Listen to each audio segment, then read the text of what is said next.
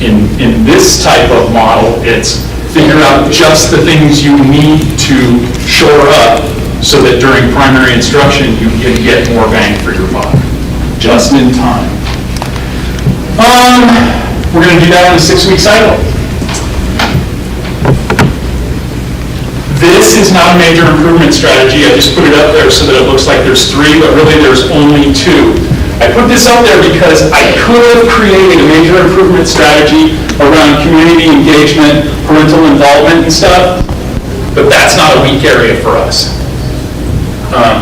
Those parental involvement, that community engagement stuff, that only helps with reading and math.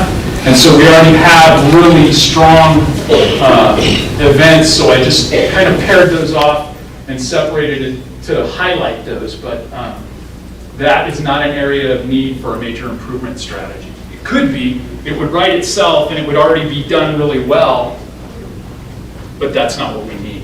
So that's why it's there as, and it appears to be a 3rd area, but it's not. And there's perfectly good art.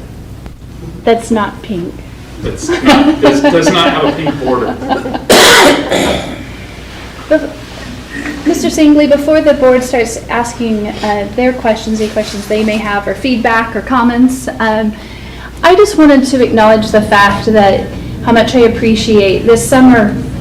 Mr. Singley and I met last spring, and I was talking about Math PD, and he took the time this summer not to go on vacation but to re-roof his house. And during the time he was re-roofing the house, he modeled and led the charge with evidence-based math practices and participated and completed that professional development through the Colorado Department of Education on that just-in-time math. So he's becoming an expert in that, and I just appreciated that tremendously, that you led that and modeled that, and that you cared so much to your free time for that, so thank you.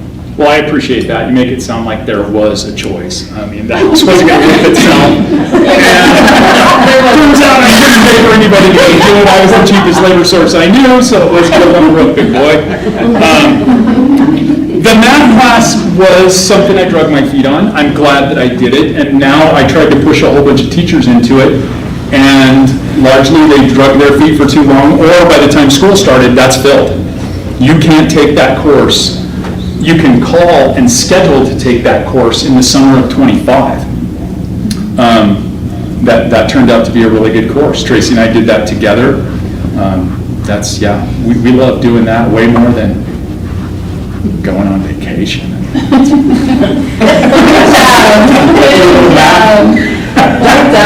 You're trying not to sweat to death from roofing a house. So you got just in time math this spring. Yeah. Math interventions.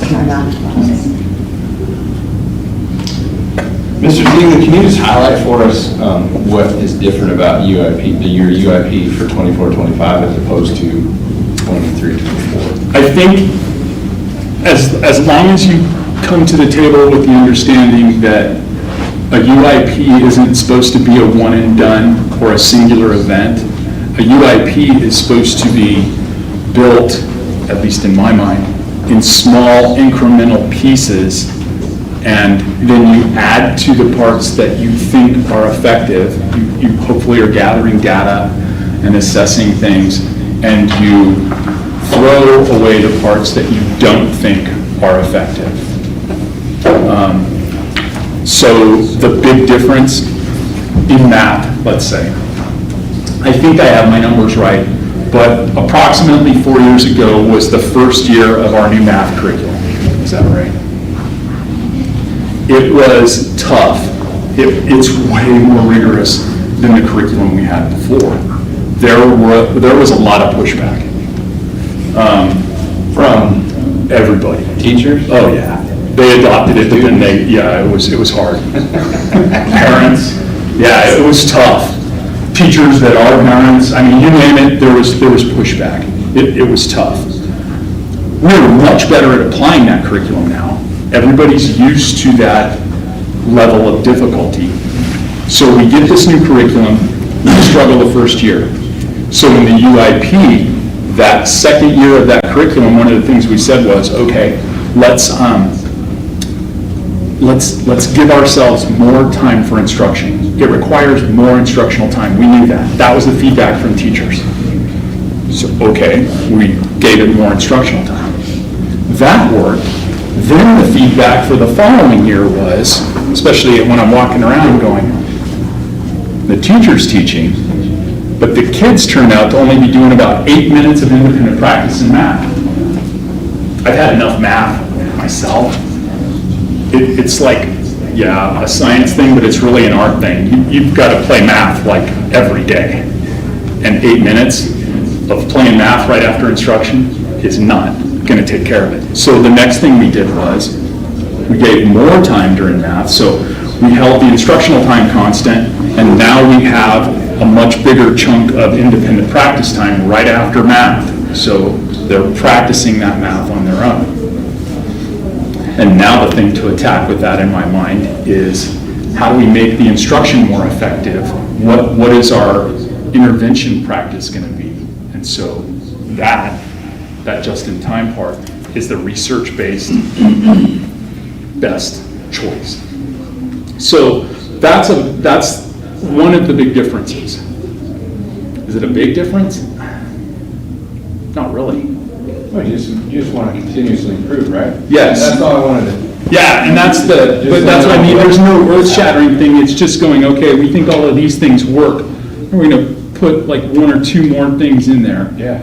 And throw out something if we're doing something that maybe isn't as effective. That's why those community engagement or those parent nights, those things are wildly successful. They cannot be a freestanding major improvement strategy because that would just be silly. They're so successful that we almost can't handle it. I mean, honestly, the numbers are staggering. I ordered 400 hot dogs today. Last time we served 375. It's almost physically impossible for us to serve that many hot dogs to the amount of people in that time frame. And if you walk around in these hallways, everybody's like, okay, where are we going? I mean, we're packed, so super successful. Those are good. I do have a question, and I don't know if this is the right time to even ask it, but I know that the only way for the school to come off of that improvement plan is to actually do state assessments, and they don't do those anymore. If we were to start doing those again to get this school off of that, do you think we could accomplish that?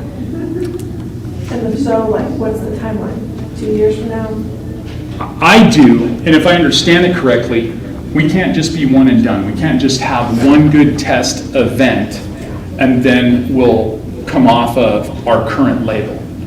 Maybe we will, but I do know this, they'll require me to do the exact same thing I'm doing now because I have to have consistent performance over time to lose the label. It's the same thing we do with kids on read plans. Kids on read plans can't just take a reading test and then, wow, they're scoring at grade level and we take them off. We don't do that. It has to be consistent performance over time to come off of that. We are doing things that are not in there so that we can help ourselves out with passing the CMAS. The CMAS in math, it's not just a mathematical answer. You have to, some of those questions require that you have some written component. And without, you can have the right answer, but if you don't do the writing, they won't give you credit. And you have to use the right terminology, the right symbols, and you have to actually answer the question, because sometimes that's trickier than you think. But we're going to do some of that. That's not written as an action step, but we're pushing math or writing. We're pushing that a little bit. So Ms. Barr came to me the other day and she's like, well, what does writing look like in art? And I said, it looks like if you were doing a piece on art appreciation and you flashed up something there, they might have to write the artist's name down. It's just an expectation that you do a little bit of writing. It doesn't mean you throw a paragraph down everywhere you go. But once we condition people, kids, that everywhere they go, there's a possibility they're going to have to write. It could be a word, it could be a phrase, it could be a sentence, or it could be a paragraph, depending on where you're at and what that question is.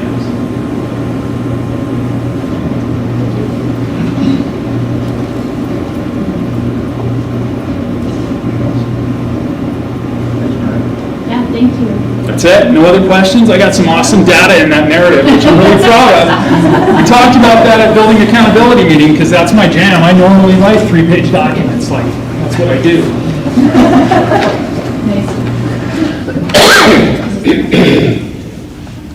Very good. We're going to call it distinct pieces now. Okay, we'll move on to the regular board meeting then, and we'll call the meeting to order. Time is 6:11 p.m. Roll call, please. Mrs. Garrett. Here. Mrs. Hanson.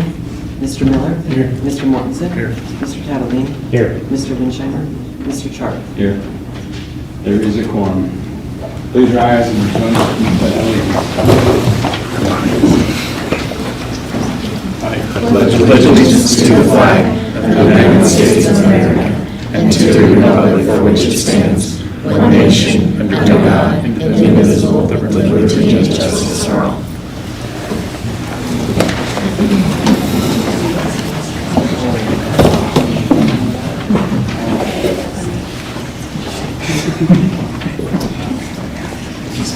Is there a motion, next item of business, adoption of agenda?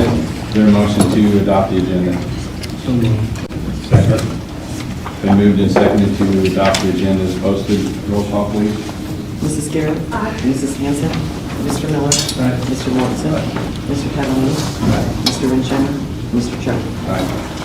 Motion passes. Next item of business, celebrations. I'll let you lead that one. All right, You have some written down, I right? do have some, you saw that.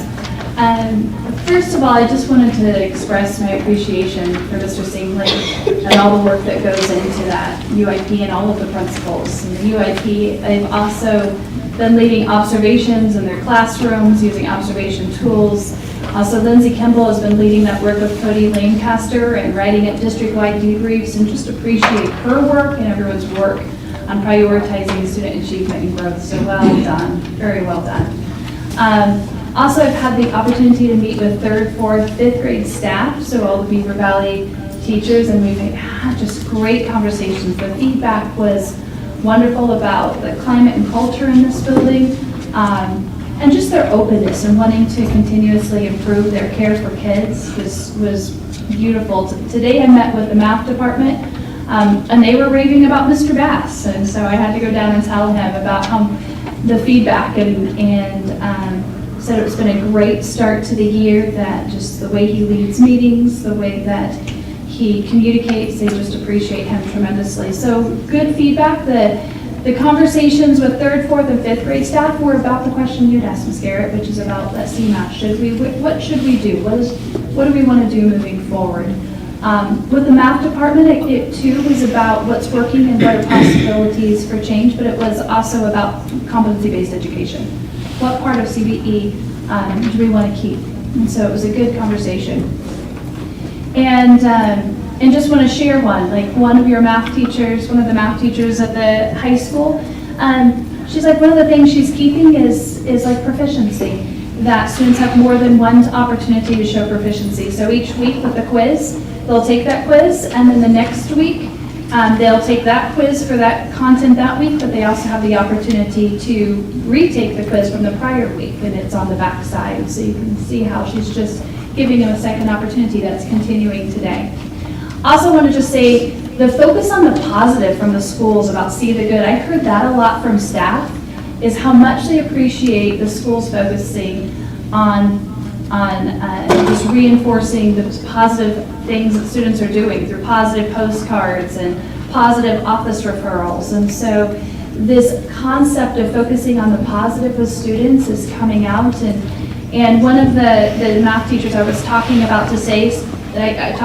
with today said, the culture of school goes beyond just creating a positive place. There's a direct impact on students, and he was expressing his appreciation for this positive focus. Another math teacher had said students are more engaged, there's less missing assignments because just the culture there's a shift. And so, again, appreciation to our admin team. They're doing a really marvelous job, and to our teachers who are focusing on a positive culture, and to our students who are making great choices. So Well done. Also, just wanted to shout out the maintenance team. They are working on our old ag shop at the high school at BSC to create a home for our beautiful food truck, so yay for that. I appreciate our finance team who has worked a lot of hours on budgeting this month. And also appreciate all of the community members, parents, and staff who are participating on DAC, BAC, Meet and Confer 1338 in our district safety committee. And so we had that meeting last Friday, so that's mine. Do you want to have anything to add there?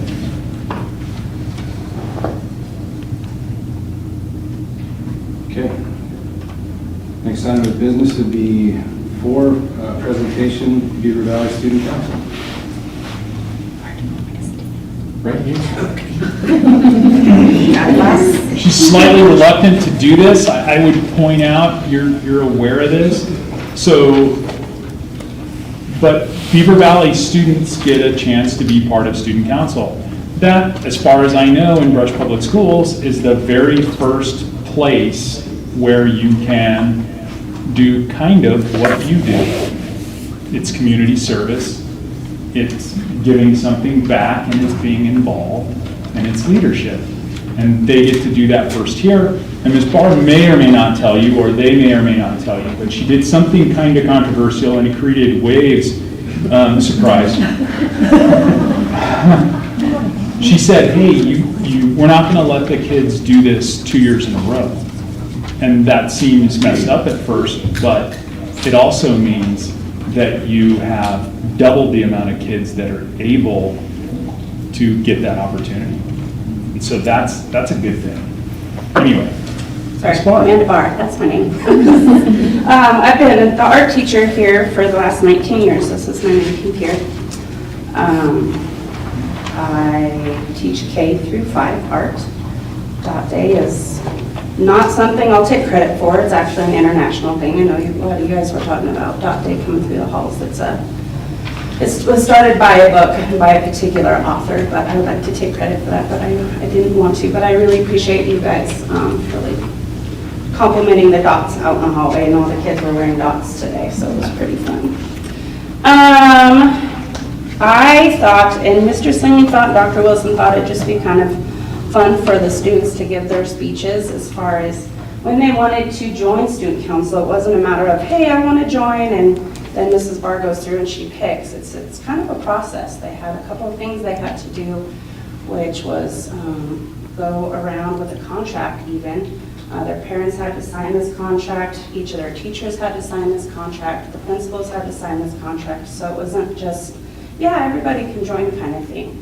So it took a little bit initiative and work on their part to take that little piece of motivation and take it further if this was a club they wanted to be a part of, because we do try to make a difference. It is a big deal. So I'm going to let them go ahead and give their little spiels. I was pretty proud of their little speeches, because that was also one of their requirements, is they had to give a speech on why to their classes, why they felt like they should represent their classes. And then their class got to vote as who their reps were. So each class has 2 reps and then 1 alternate. So just in case the reps can't fulfill their duties or there's a bigger issue somewhere else, there's one that can replace that person. So who wants to go first?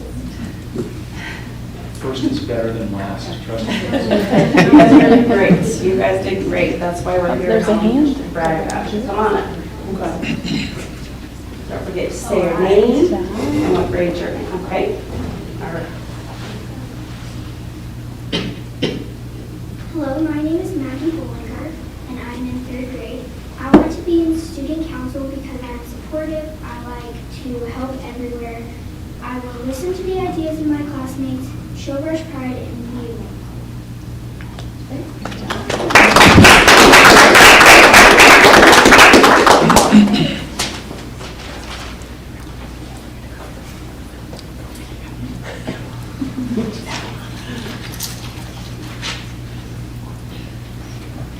Hi, I'm Lucinda Ross, and I am in 5th grade.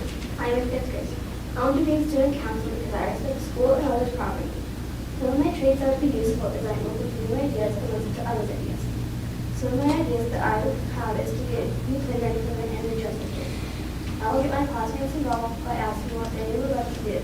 I will be a good role model for third and fourth graders.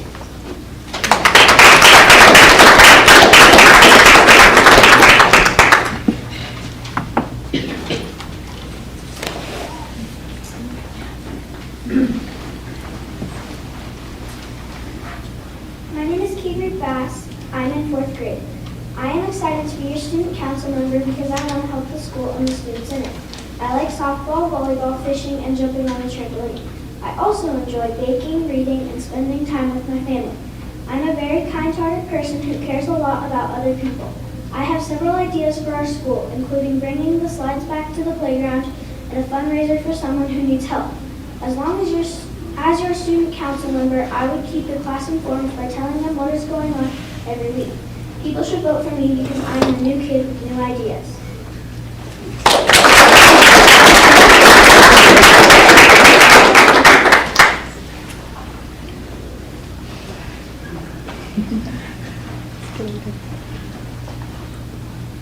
My name is Kinsey, and I am in third grade. I would love to be on student council. I want to be on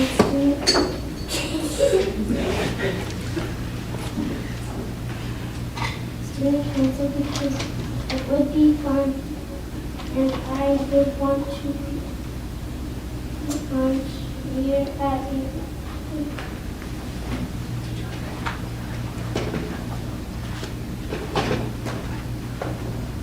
I would be a good student council member because I am a good and responsible student. I am also helpful to my teacher and classmates. An idea I have for student council would be to have a family carnival to help bring fun to families. My classmates should vote for me because I am kind to everyone and I am an honest person.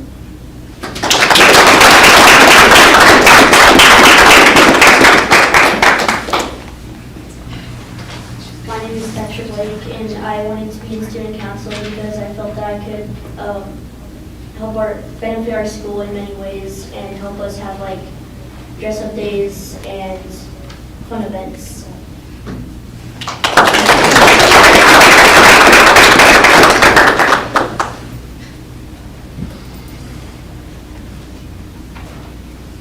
Hi, my name is Penelope Martin, and I would like to be in student council because I'm honest and I will help people and help people, not be bystanders and help people by autism and help them learn easier, and I want the school to be a better place.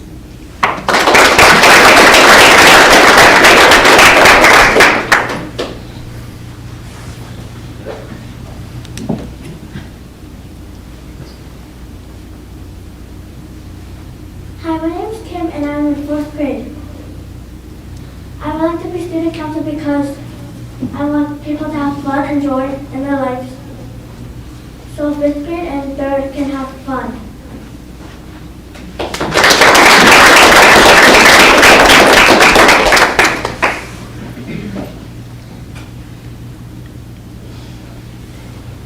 Hi, my name is Kinsley. I'd like to be in student council because I want all the kids in Beaver Valley to have fun and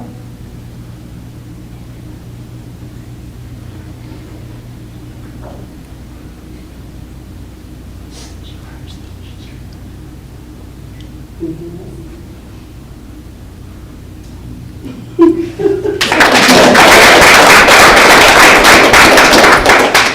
right, any questions for student council or my part in it or the kids' parts?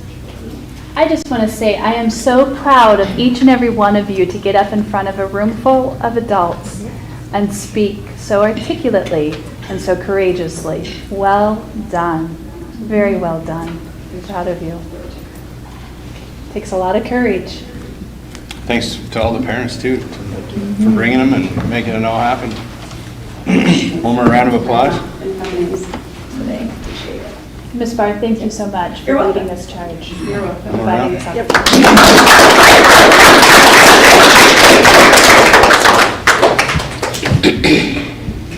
The feel free to stay or leave as you pleasure. It's going to be a long meeting, I think, so.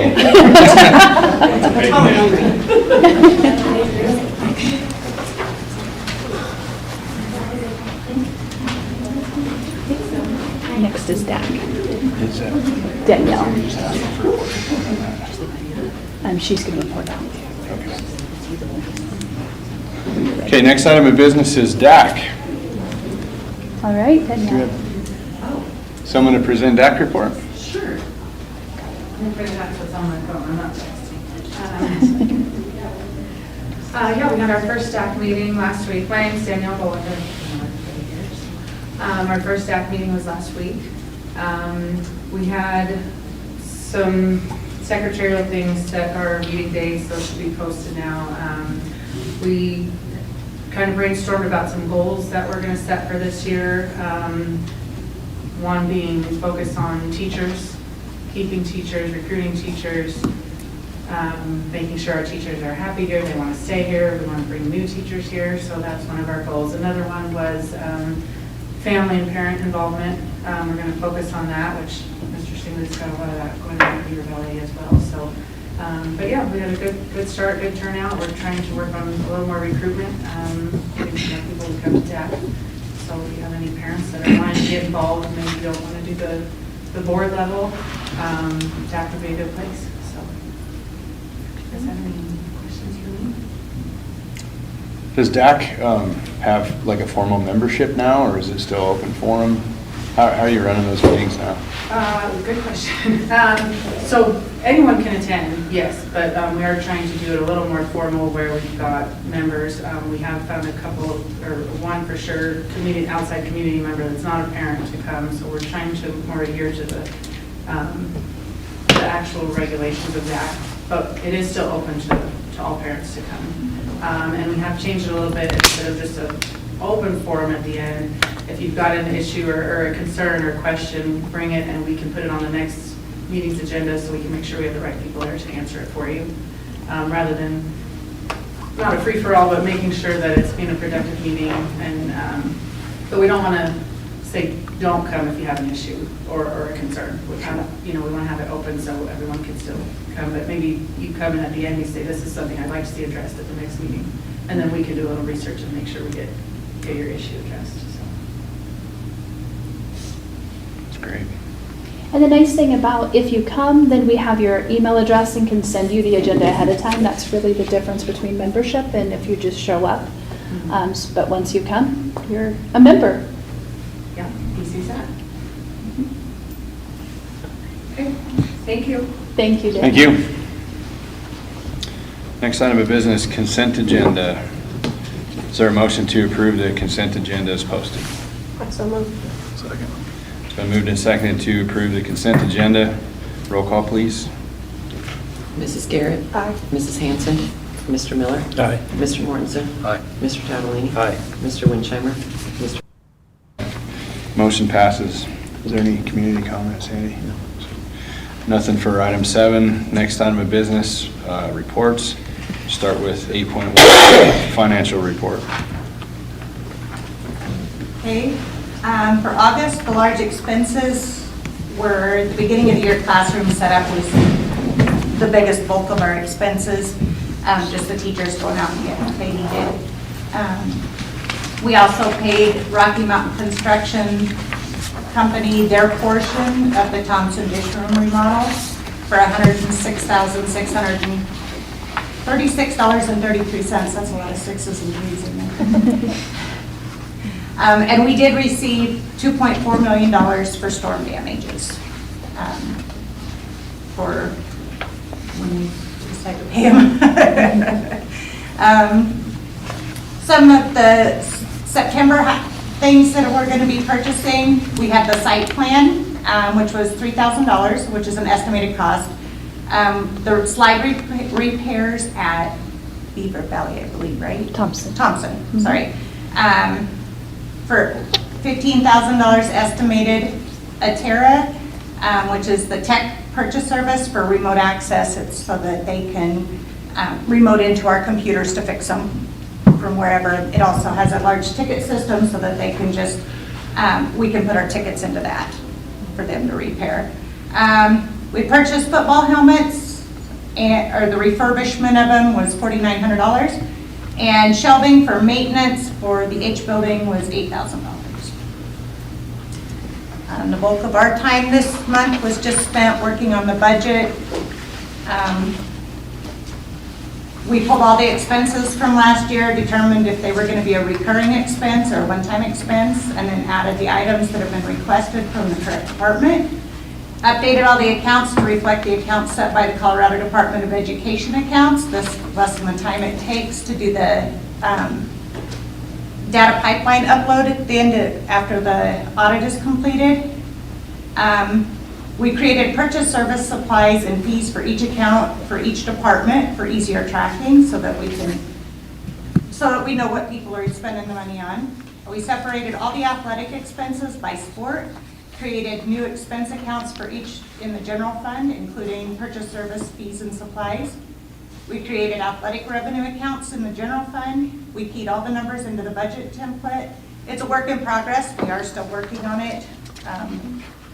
It has taken a big chunk of time to do that. So, and then we completed our CTA reporting for our CTE reimbursement. This year we received $64,960, so next year's, I believe, was going to be right around $58,000 was the reimbursement. And then the Perkins grant was completed for the month. The CDE 40 has been completed, which is our transportation reimbursement, and that's about it. Hasn't been time for anything else. Do you want to have any questions on that? What costs are involved in the site plan estimate? That is just, is it okay if I answer that? Yep. The site plan, that's just for Chad Cox and Western Engineering to create that site plan. So it's just, once you have that, there could be multiple iterations by the time we get to that final version that we submit to the town council, but it's for that work. Mm-hmm. Any other questions? Next item of business, 8.2, do we have any board reports? I have a couple. Okay.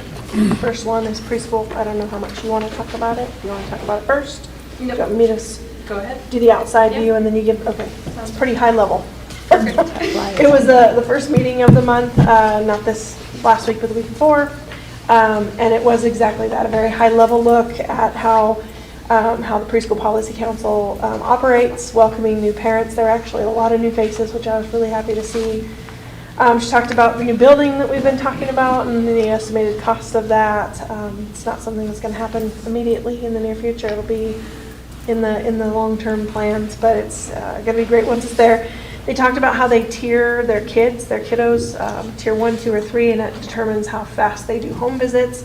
I learned that. That was new information to me, so thank you for that. I believe you said we have 28 IEPs, and we have to maintain a 10% rate on those, which we're well over that. And that we don't really accept IEPs from other districts. We don't have to. We will make a few exceptions, but we don't usually have that come up much anyway. And then you can fill in anything that I'm missing, but those are the high points I took away, so. Yeah, okay, go ahead. Do you want me? Yeah, go right Yeah, ahead. it's good timing to do it now. Time to do that. Well, I just wanted to update everyone, our numbers for enrollment for preschool are a little lower, but we were planning on that because we went from 8 rooms last year, we're down to 7 this year to kind of accommodate that. We had that, through our community assessment that Michelle and Jordan complete, so we were planning on that, but yet still the flexibility to make sure that we're meeting all the children's needs. Big things that we, because we had 7 rooms, we took childcare and expanded that. We were planning on running 5 rooms, but because of, staffing and different things like that, we're still at 4, but in hopes that we'll be back up to 5 shortly after maybe the first of the fiscal year, or not the fiscal year, the actual year. And so we're working on that. We had an absolutely amazing professional development on Friday. We were, we we knew we needed to spend a little bit of money to get some good PD brought to us, and so we were able to get a gentleman by the name of Sean Brown out from Atlanta, Georgia, and he did a great job. He was able to include Little Beats preschool and the kindergarten team as kind of his realm, and how we can use music and movement on behavior management and instructional support for staff, and it was a great day. We learned a lot. He came out the day before, so Thursday he did an assembly with the kids and entertained them for about an hour, and he's like, if I can entertain 200 kids, then you guys, I'm showing you the tools to be able to entertain 16 of them for an entire day.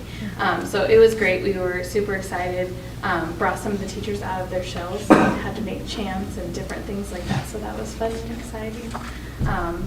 Big things that we're looking forward to. Head Start has new performance standards that we will now have to read and understand and figure out how we're going to jump through those hoops.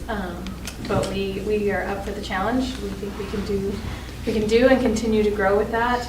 The health department has also decided to revisit their health standards for childcare, and so last week was the first meeting of going through those one item at a time. We only got through page 7 of like 58 in like 2.5 hours. So I'm looking forward to that next meeting next month, and we'll see how far we get.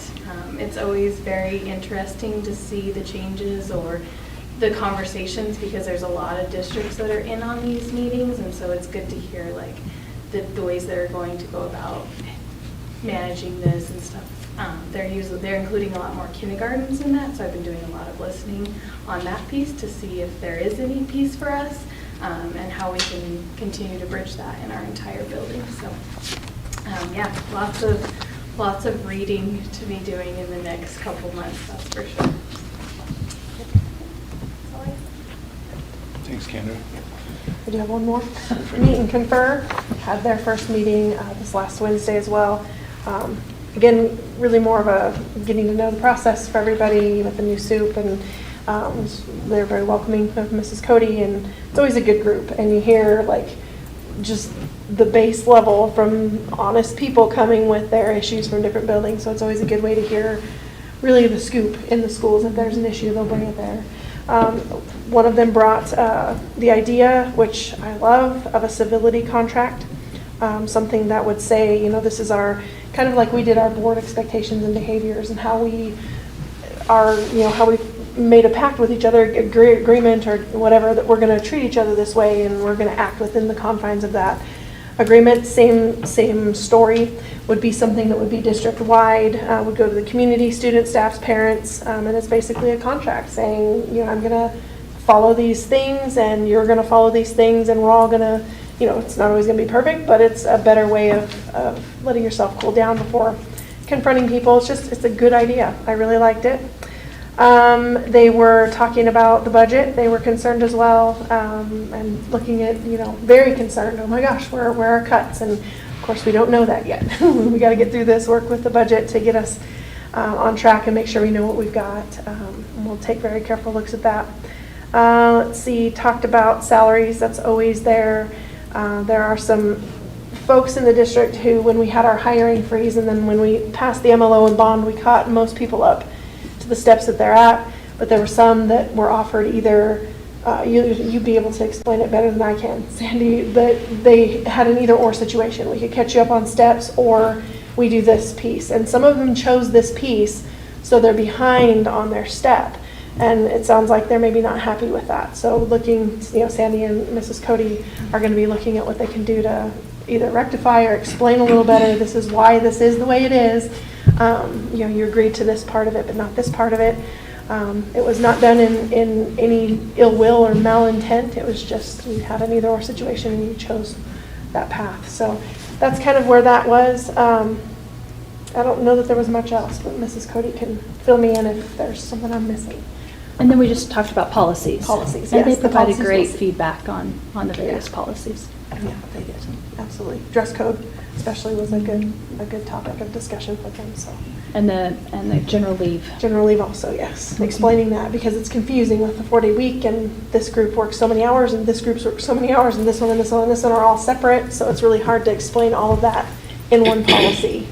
So that was a good discussion. So, okay, thank you. Any other board reports?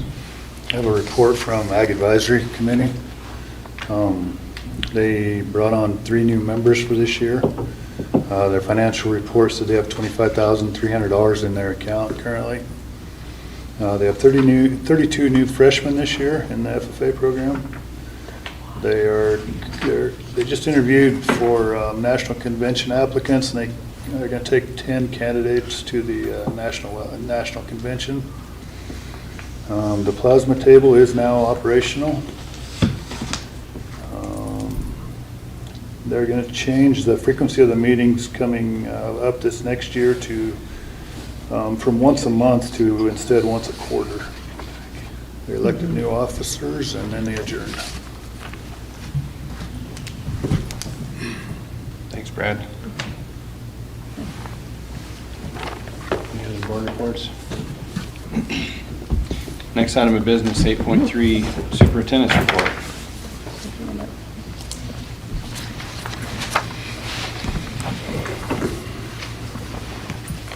All right.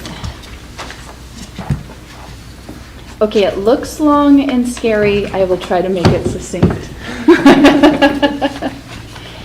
Already did celebrations.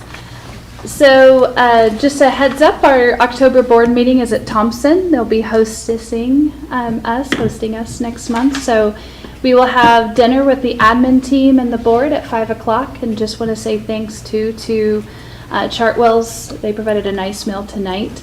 And we'll be providing our meal on October 21st as well. And also you'll see my update of my 90-day plan. Still a lot of steps in process, so those are there. Also an action item is the evaluation tool, the superintendent's evaluation tool. That was something I presented last time, so it's up for action. And then we need to decide a work session, whatever you would like to have that in October. That is that quarterly review of me. So you give me feedback, what do you want me to continue doing and what do you want me to do differently? So I'm not sure when you want to do that, but it's not slated, and we can do that towards the end of the evening or the agenda, or you can talk about it now, either way. Pause for effect. All right, our enrollment update. Right now we have a total of 1,352 students enrolled in K-12, or pre-K-12. And Kendra already talked about Little Beats of preschool, so thank you for that. And our proposed interim budget. Ms. Carey talked about the budget, which I appreciate that the process has been arduous. There's been a lot to it, a lot of hours have gone into the budget, and it has a nice rough draft. I'll say right now, but I'm going to say right now it's a draft. I'll be sitting down with Mr. Miller as the treasurer of the board in the upcoming days just to go through it and make sure it's comprehensible and it makes sense. We'll also be adding tables and some graphics to it as well. So the numbers we feel pretty good about. We're going to do some double checking and just a few pieces.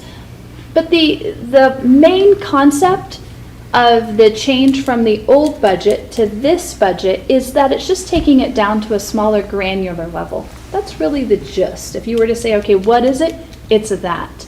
It's breaking it down by program and by location. So you'll see that in this new budget. And we'll be talking about it a lot more at the next board meeting. You'll hear that as well as in weekly updates. The finance process recommendation update, if you'll recall, that's when Terry Buswell came in July. And you can see that color-coded document in my superintendent's report. We're continuing to work on those processes and job descriptions. The job descriptions for all classified staff and certified staff, we're going to do those at beginning, middle, and end of year.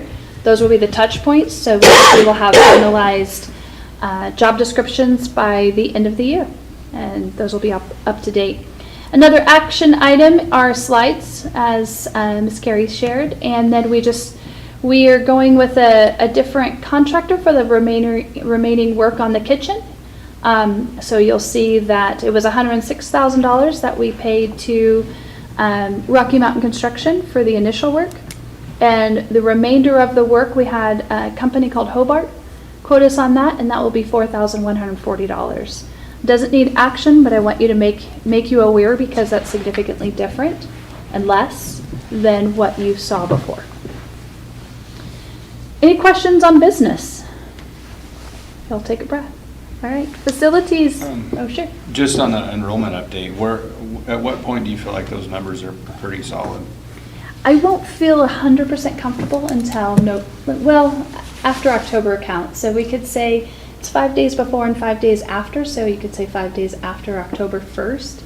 But I don't feel 100% comfortable really until the end of November when we submit that report and Ms. Kimball does that. So then I feel really good.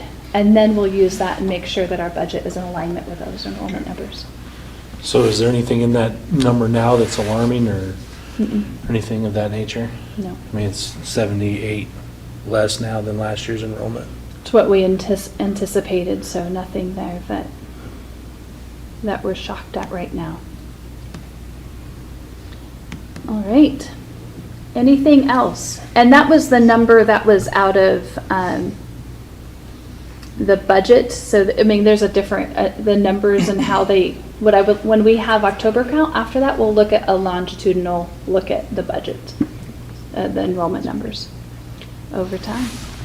All right, facilities. Again, I'll try to make this succinct. So we've been doing some work on what used to be called the Traffic Study Committee. I'm calling it a Site Solution Committee, just renaming the same work. We had the board engaged in a work session a week ago. And from that, I'm going to be meeting with the city to talk about what their perspective is of some of this initial site plan. After the city and I meet and we have a conversation, I'll be coming back to the board with where they are. And it may be that site plan has multiple iterations. Just be aware of that. That may, what we'll want to know is out of that site plan, there's lots of ideas, right? We have this plan. But what is the number one project on that site plan? What would be the number two, number three? Each one of those has a fiscal implication, right? It has high dollars attached to it. So we'll need to realize, the city would realize, we would need to realize that this, whatever is prioritized may take multiple years. And so what is it that, or hey, this is part of our site plan and this is required and this is part of, hey, it would be nice. For example, perhaps a sidewalk, like we were talking about a sidewalk. Is that a part of the site plan or is that, it would be nice? That may be future years here. So those conversations are still in the works. That work that Western Engineering is doing for $3,000 is to get to the end, whatever that end is. So a lot more will be coming up with that. With that in mind, I'm asking the board, or just recommending to the board, we talked about approving a greenhouse site plan tonight. If it's okay with the board, just take a pause on that for tonight. Let's get this site plan, let's have this conversation get a little bit further down the road, and then come back and address this greenhouse. It's gonna be a little while with that greenhouse. We still would have to get a bid for the groundwork. There's some work to be done. But I think the conversation with the site plan, personally, I think it would be best to get it finalized and then move forward with the greenhouse, if that's okay with the board. Gym bleachers, Mr. Lorenzini, our Director of Maintenance, is doing a fabulous job of finding all the things, right, and fixing the things around our district. And so I appreciate his attention to detail and working hard to make sure everything is as it should be. One of the latest is repairing the gym bleachers in the Oxa Middle School gym. I sent him an email today because I heard that there could be a lifelong warranty on that, so we'll find out. We're going to do some little digging and find out about that, but that'd be great. Right now we have somebody who could come on site to give us an estimate of how much it would cost to repair them, plus the cost of repairs. So that's just there. I just want you to be aware of it. Nothing to approve there tonight, but just to be aware. There's also a basketball hoop, and you can read more about it there. I won't go into it about the trusses, but There's some work that we need to do with that middle school gym and the basketball hoops. I thought I'll put it here, you can read about it. Our next step is to move forward with ANA USA Engineer and Repair. And they've quoted us at $7,500. Again, you don't need an action item, but I want you to be aware of a big ticket item there. Another action item is the disposal of the trailer house on the BSC property. Right now, we're quoted at that costing anywhere from $4,500 for someone to take it off and do all the things, plus a $1,600 to do an asbestos assessment of it.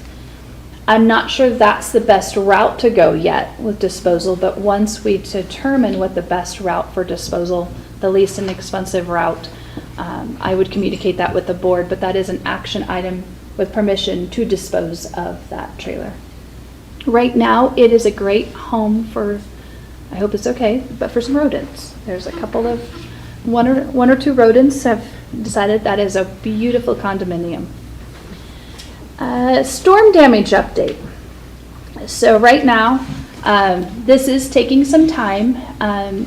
Ms. Carey mentioned, like, until we choose to pay someone with that fund will hold right now until a couple things take place. One, we provided an estimate, well, Tremaine Inc., our public adjuster, provided an estimate to Selective Insurance on our behalf. That was far exceeded the estimate that Selective. We have a huge delta, huge difference between the two. So negotiations are taking place. We have a call this Friday with Selective Hub, the school district, and Tremaine Inc. We will have that discussion, and my statement today with Tremaine and others was, I want a date of when those negotiations are taking place and what is our timeline to get this completed. So we'll have more information after that meeting this Friday. Once we know what the scope is, that statement of loss for all of the schools, then it will all go out to bid, and that's state statute. We must take everything out to bid.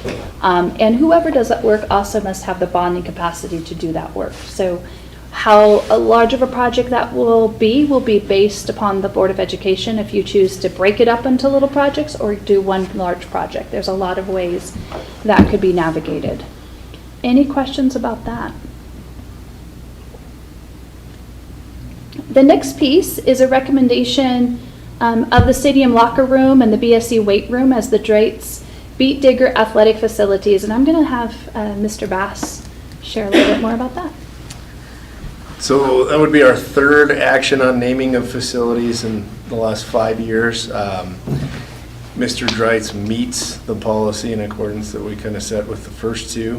He hits all of those qualifications. He was inducted into the Chaska Hall of Fame this spring.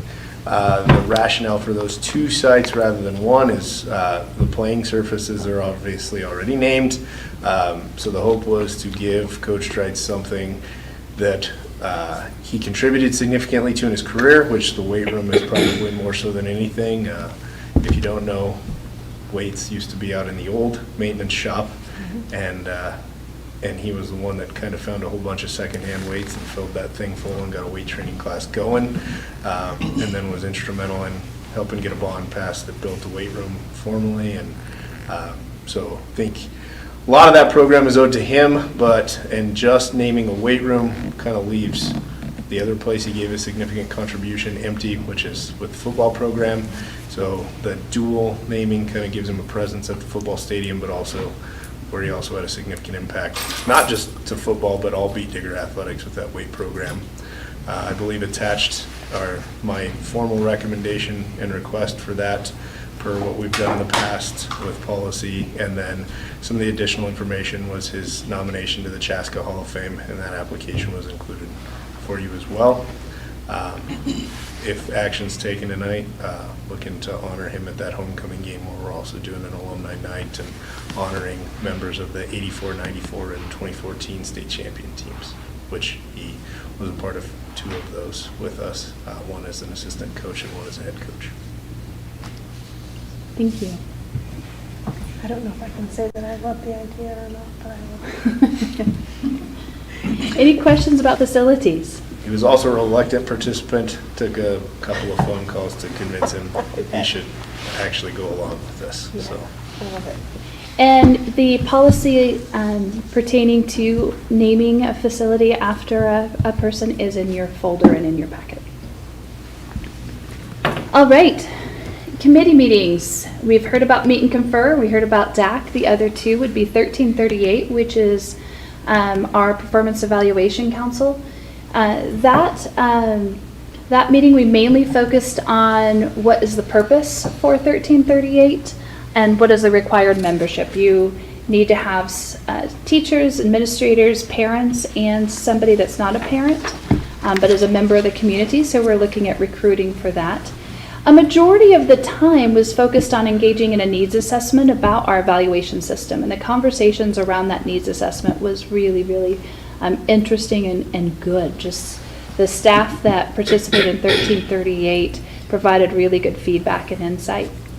At our next meeting, which will be next month, we will be discussing measures of student learning and measures of student outcomes, as well as the board policies pertaining to evaluations, to making sure our policy and practice align. The other piece, the other meeting was our safety committee meeting. We had that on Friday. Appreciated Chief Flexsteiner showing up. He came, as well as a parent showed up as well that was invited to attend. We went through all of our next steps from follow-ups from the previous meeting, and we're planning on conducting a tabletop exercise in the coming months. We also prioritized our safety needs and went around and discussed those at length. And we will have another meeting in October as well. Any questions about those meetings? As far as instruction, I've talked about classroom observations. I appreciate our principals are in classrooms, and like I said, they have a look for tool. We also have Cody Lancaster with VEC coming back this coming Monday. He will also be providing support on the UIPs on that day as well. You'll also see a link to our school performance frameworks and our district performance frameworks. In that folder is also, you can look at our accreditation as a district in each school over time, which is kind of interesting to see. Our strategic planning process, all of our UIPs, Unified Improvement Plans, are due by the middle of October. So we're currently in process. On Monday, we're going to spend a majority of the afternoon finishing up our district district UIP, and then he'll also be providing some support to schools. And then on Thursday, October, I think that's 11th, might be the 10th, whatever that Thursday is, Mr. Lancaster will be back on site to support UIPs, make sure we're ready to go and everything's finalized by the 15th. There's also in your board packet a broadcasting service IGA, and that was brought forward from the City of Brush. Based on last week's work session and some conversations we've had, I'm asking the board to table that for this month. I would like to run that by legal. And not that I think the city is bad or anything like that, please don't mishear me, but I think it would be wise just to do our due diligence, make sure everything's good before we move forward. So if you're okay, I'd like to table that for right now. Any questions about the instruction component? All right, personnel, you'll see the personnel list. I won't go through all of those, but I do want to explain that we've been looking at stipends as part of that budget work. Like, okay, what is the focus for the stipends? What do we need to do? And what do our staff member schedules look like? Well, we have 2 special education teachers at the elementary, one at Beaver Valley and one at Thompson, who are working with students all throughout the day. And their day is so full, they don't have like a set aside time to work on IEPs, individualized education plans. And so I'm asking the board to approve an extended contract for them of 25 days each. And that time would allow them to work on IEPs outside of their contract time. So would they come in like on Fridays to work on those, or what does that look like? That is an excellent question. I should have communicated that. My communication with them is they do not have to come to the school to do that. They could do that from home. The evidence of their work is, are they prepared for that IEP meeting? The other option is to hire somebody like a purchase service to do that work, which is difficult. They don't know your students. They're not on site. They're doing, and they're pricey. Because this is our staff, we're like, gosh, it would be nice. Let's recognize their time and how much time they need. Anything to add, Mr. and Mrs. Singley, about that? Either of those teachers, special education It's a super teacher? good deal. They were both mine, and I wish they both were still mine. Well, I'm thinking in terms of Patty, that's top flight, good deal, So, value. and I did see the schedule of their day, and it is jam-packed. We really could use another special education teacher at both campuses, particularly at Thompson, I'm just going to say it, but both, because Christy, Ms. Frazier's schedule is packed, absolutely packed. Right now, I don't have it in the budget. We do have one in the budget for secondary campus as need be, but it's there. It may be something, I told you there may be some iterations prior to the release of the agenda for the October board meeting. But that is something that we have to be mindful of. We just have a great number of needs and of significant needs, particularly in our younger grades. So we just want to make sure we have the support wrapped around them. On that note, Ms. Shaver, she's with Centennial BOCES. She's our special ed director. Her and I are conducting SSN, that's significant support need students. Those are your severe needs. We're going to do a walkthrough on September 24th in the morning and just go in and watch what's taking place across our district K-12 for our SSN students, both in the general ed classroom as well as in their own direct instruction. We just want to do a needs assessment and make sure we're doing everything we need to do for our SSN students. So something else that's coming up. So, question along those lines. Do we have, this, I should know the answer to this question. I apologize, I don't. Do we have anything like a SENS clerk, a special ed management person to support our special ed teachers in that? And would it be helpful for the district to have something like that? Like one person that's shared between all buildings that you literally drop a piece of paper with, says this is what I need, these are the people who need to be at this meeting, this is the IEP, they type whatever up they need. I mean, I'm just creative solutioning, but I don't know if that's something that would be helpful or... It's definitely something we could put out there. What's difficult is it's so confidential. Sure, yes. But there may be some of the lift getting prepared for an IEP meeting that we can definitely reach out and see, okay? Just checking. After Ms. Shaver and I go through things, one of our next steps then is convening the special ed teachers and having a conversation about what our special education philosophy is and vision and plan moving forward. So it might be a good time then to ask what we can do to help. But this extended contract is the first step. And then we're continuing to talk to the other special education teachers and look at other stipends. We just haven't finished that process. It's a process and we'll get there. The other is an assistant athletic director. This is something that's been kind of in place. We're just wanting to formalize it with board action tonight, so that's there as well. The last piece in my report is policies. I did go ahead and push off KF all of those building use policies. I mentioned we were going to do it here. It just felt like a lot right now. So those are paused. We'll get to them.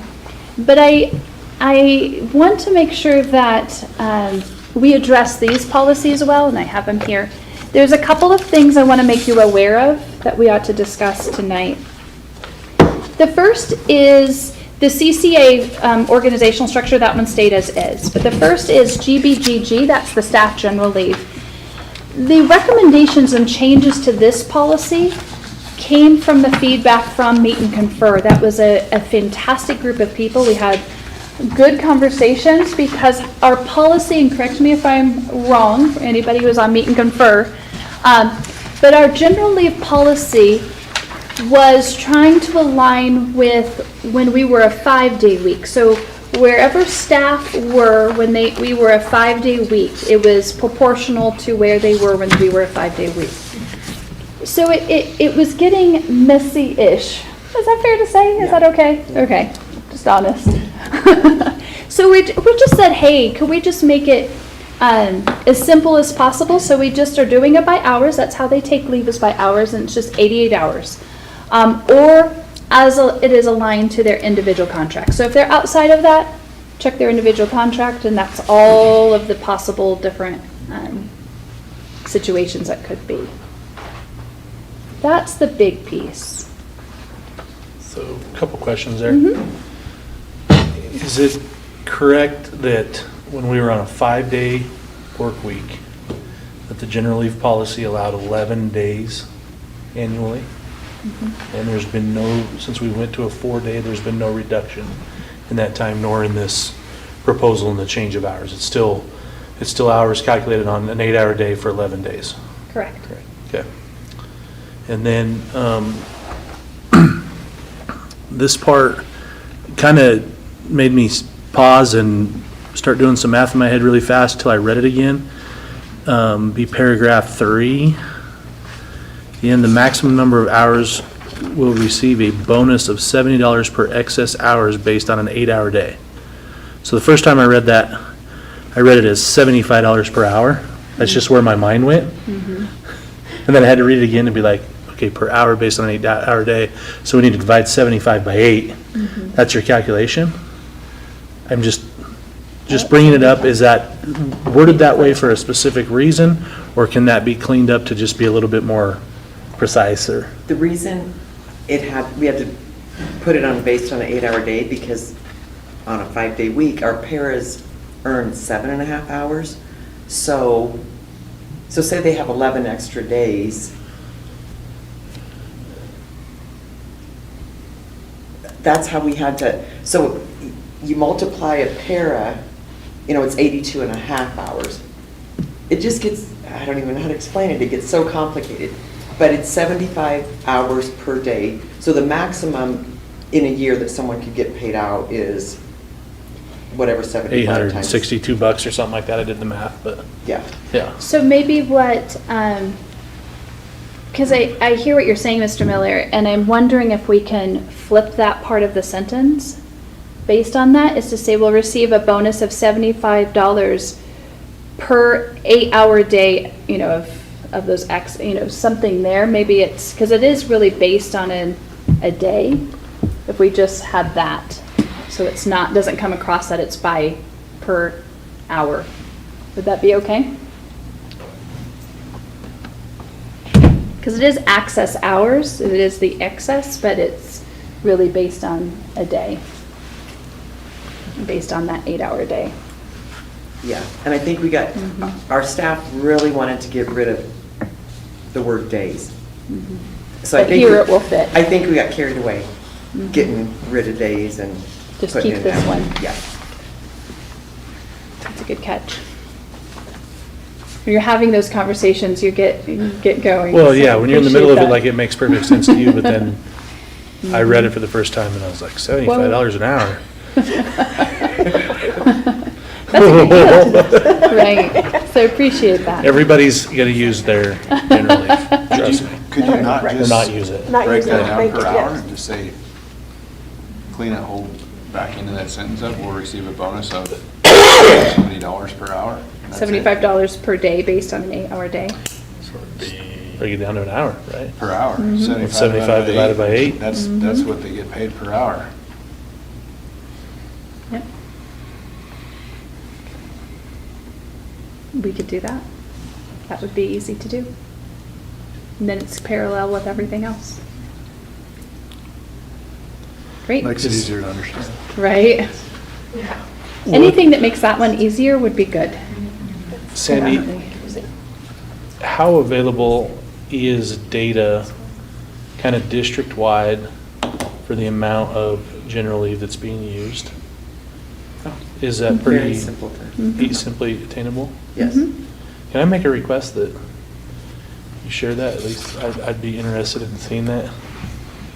for last school year? Yeah, that'd be fine. Because we may not have a lot of Yeah, data for yeah, this for year last yet. contractual year. Mhm. Right, general leave hours used per employee, or per day, or? Yeah.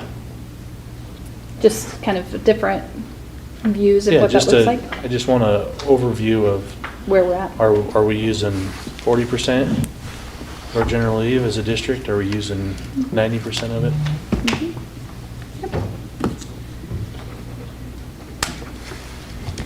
Okay. Right, anything else with the general leave? All right. Get my- Next one is the staff dress code.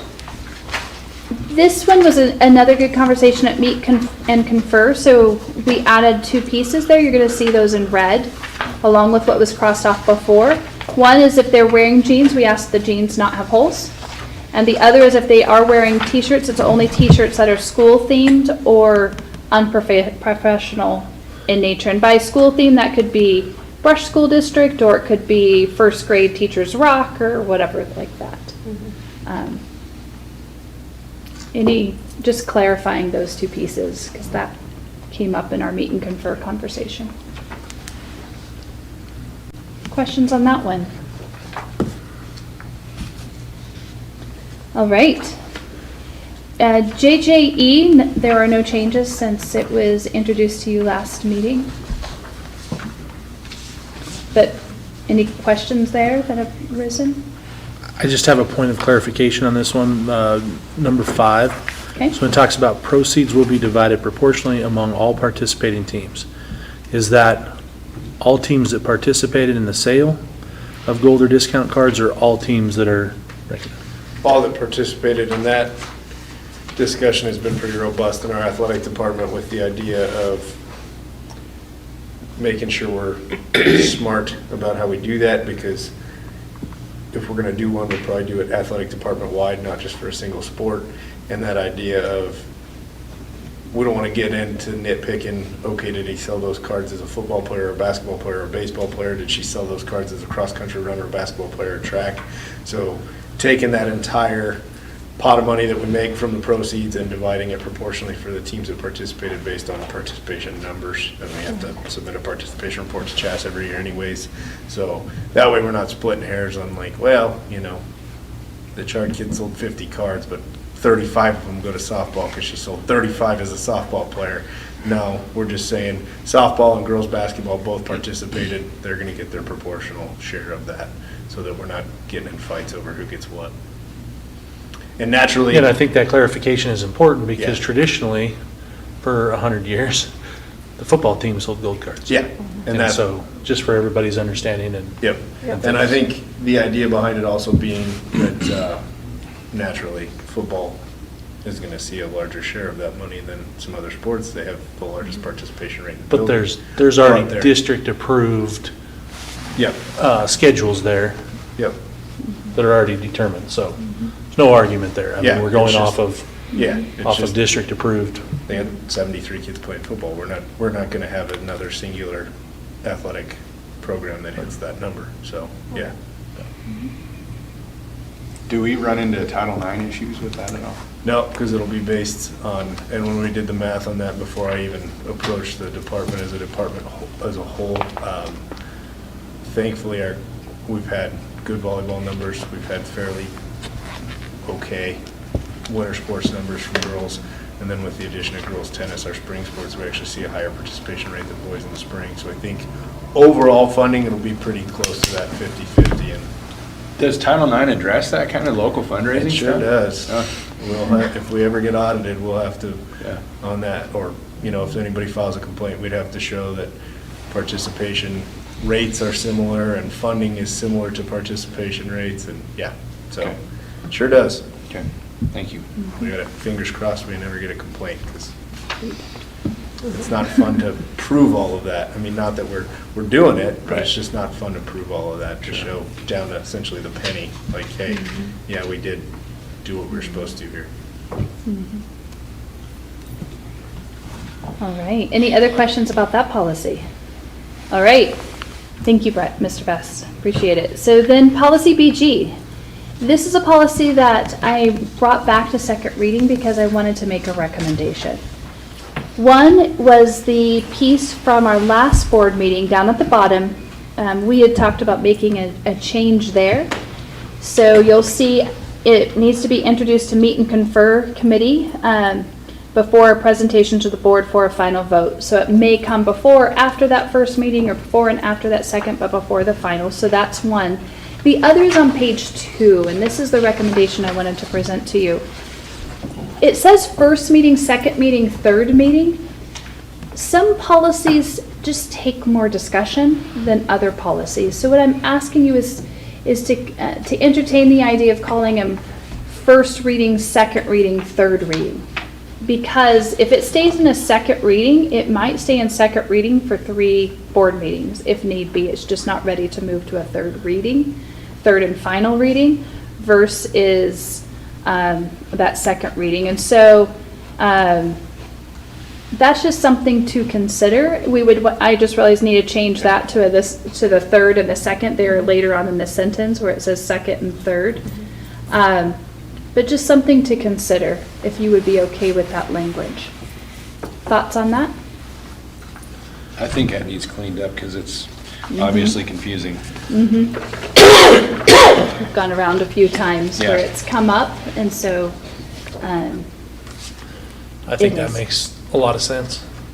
just change it second to second and third to third, if that's okay. And that is all I have.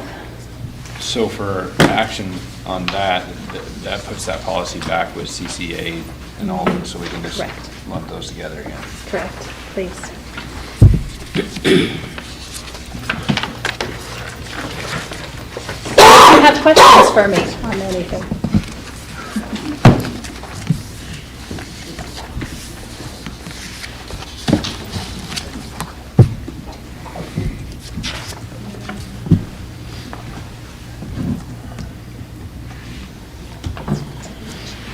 Okay.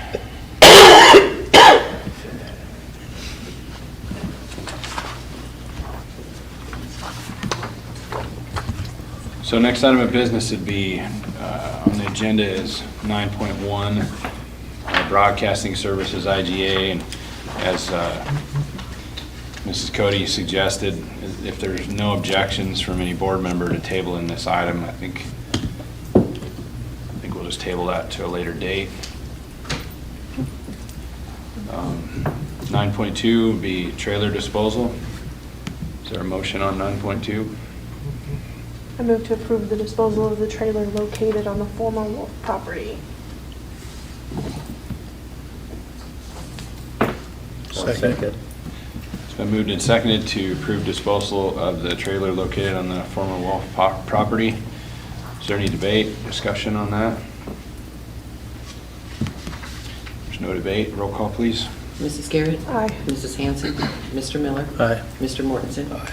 Mr. Catalini? Aye. Mr. Wincheimer? Mr. Chard? Aye. Motion passes. Next item of business, 9.3, vehicle 64 disposal. Is there a motion on that one? What is vehicle 64? Thank you. Realize I didn't include that in my it's a guess. It's just a random vehicle you should dispose of. Is that Are right? you sure it's not, what was it, car This- what? You know it. Car 54, it was car 54. No, this is For those of you 64. that aren't old enough. Well, this is car 64. It was known as the tech vehicle. It breathed its last. It's irreparable. It will go to auction. It's our transportation director said it is done. It's breathed its last. That's not a very good description. I can go back to my notes and give you the exact description. Let me tell you. What is that vehicle? It is, let me just pull it up. It'll be faster if I do it this way. Because I have it all right here.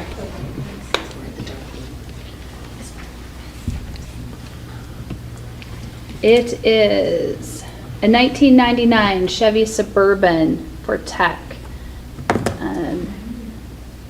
It was slated for replacement in 2020, 2021.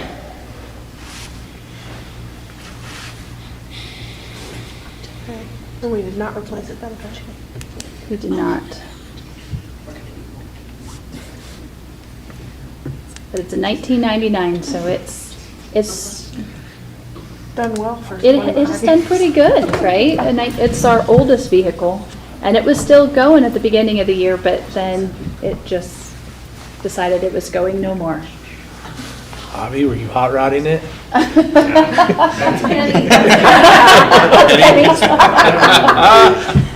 That's great. It was off-roading. Right. Yeah, yeah. It was time. That's funny. Does anybody else have any questions on that? My apologies for not including that in my report. Okay. Okay. Does anyone care to take action on that one? I move to approve the disposal of Vehicle 64. I'll second. It's been moved and seconded to approve disposal of vehicle 64. Any further debate or questions? There's no further debate. Roll call, please. Mrs. Garrett? Aye. Mrs. Hanson? Mr. Miller? Aye. Mr. Mortensen? Aye. Mr. Tadalini? Aye. Mr. Wincheimer? Mr. Chart? Aye. Motion passes. Next item of business, 9.4, Brush Secondary Campus Site Plan. This again, if there are not any objections from any board member, probably be good to table this item to a later date as well.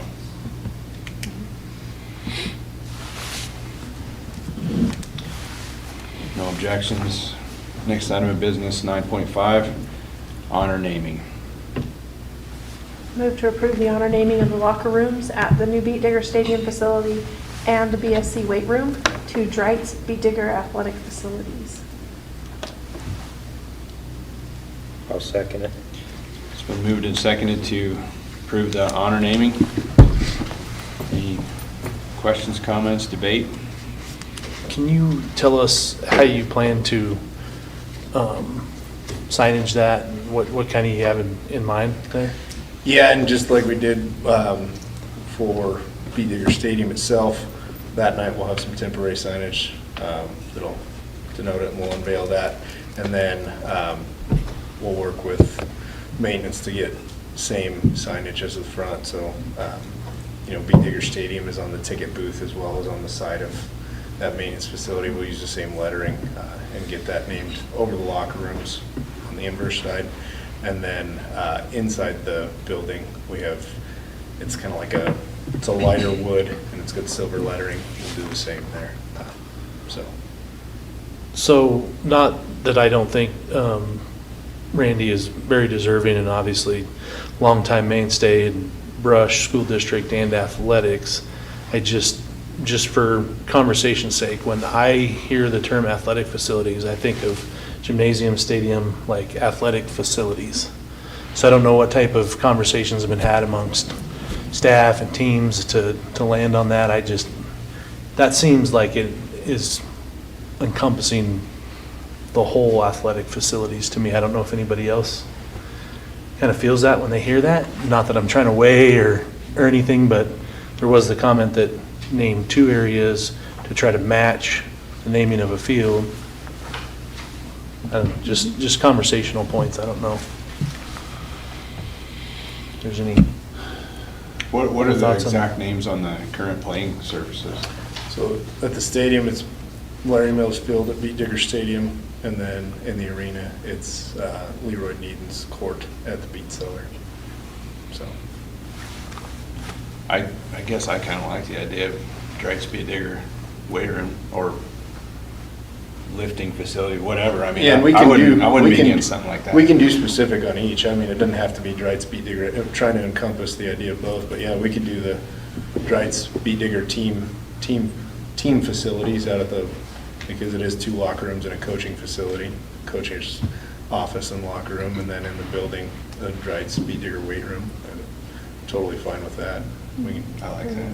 I think it just kind Keep of it specific points to the building more. it's on, yeah. That's Definitely deserving.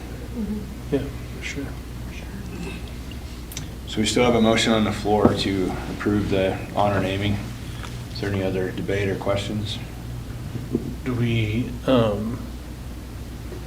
guess you're kind of time sensitive for what you're Yeah, and I wanting to think- achieve, so. And on those athletic facilities, I think it's encompassing enough. We can name them building specific and be fine with the intent of the motion. I mean, it's the athletic facilities we're naming after them. There's two, one's field and one in, so.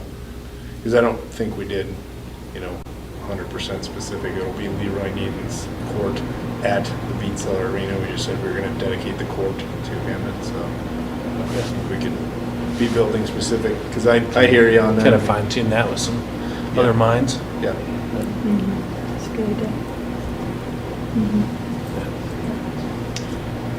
Any other questions, comments? Roll call, please. Mrs. Garrett. Aye. Mrs. Hanson. Mr. Miller. Aye. Mr. Mortensen. Aye. Mr. Tattelini. Aye. Mr. Wincheimer. Mr. Chart. Aye. Motion passes. Next item of business, 9.6, Tremaine Inc., our public adjuster. Is there any action on that? Move to approve payment of the Tremaine Inc. invoice.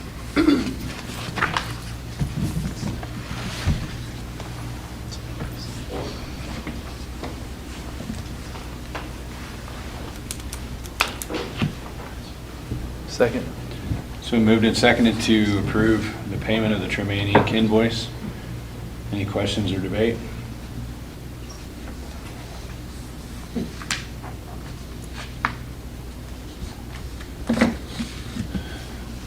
No debate? Roll call, please. Mrs. Garrett. Aye. Mrs. Hanson. Mr. Miller. Aye. Mr. Mortensen. Aye. Mr. Tattelini. Aye. Mr. Wincheimer. Mr. Chart. Aye, motion passes. Next item of business, 9.7, superintendent evaluation tool. Is there action on the super eval tool?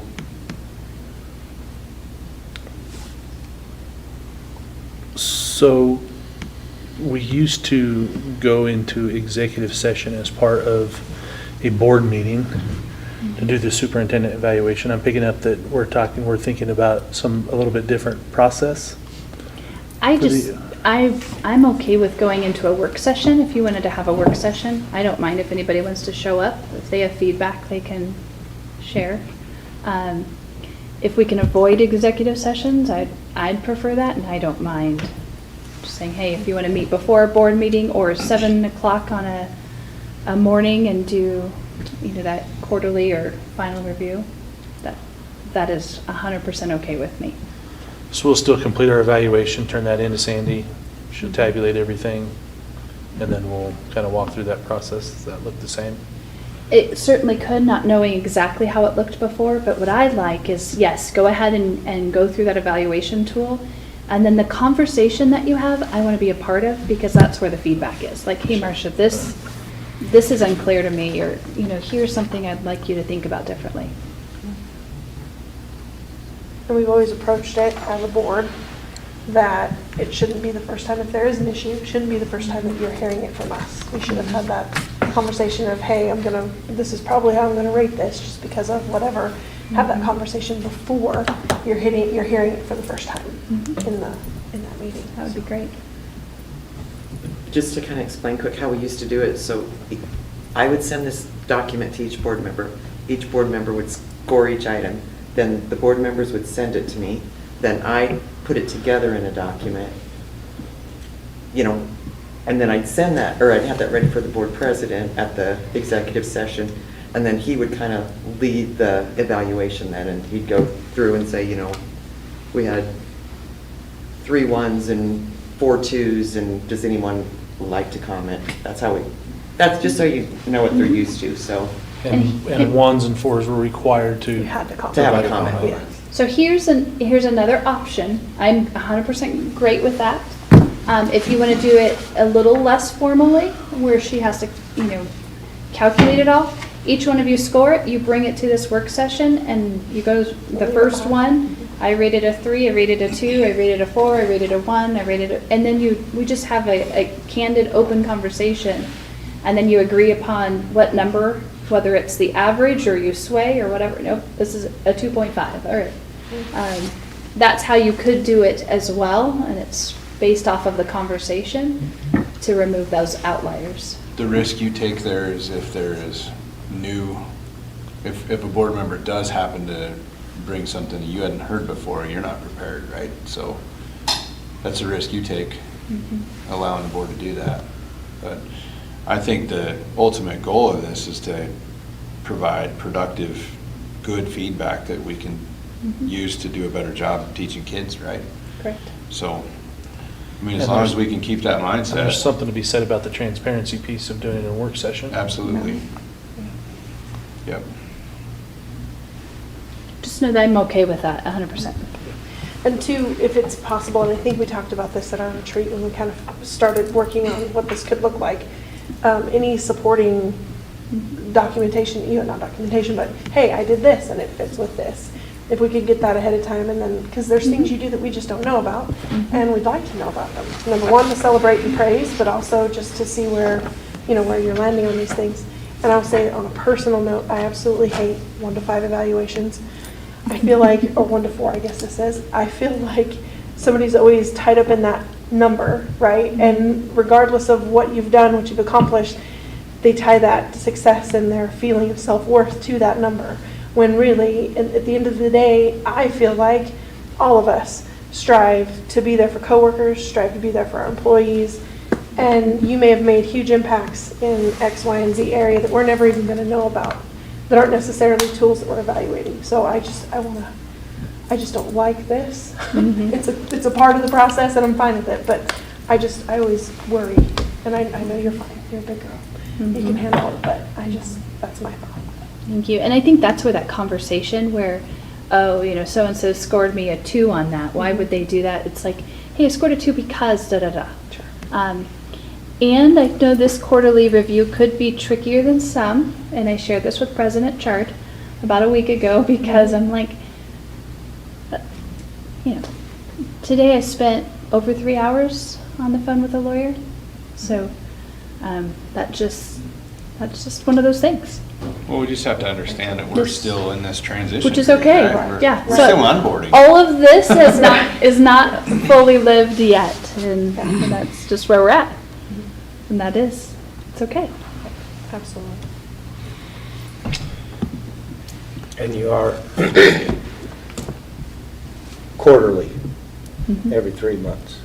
I believe that's what was recommended when we were discussing at the retreat. Is that in line with policy, or do we need to change? Our policy doesn't say Doesn't say anything it? about quarterly. Okay. Right. Okay. And from what I've heard, I think Dr. Zila told us that most superintendents only want an annual.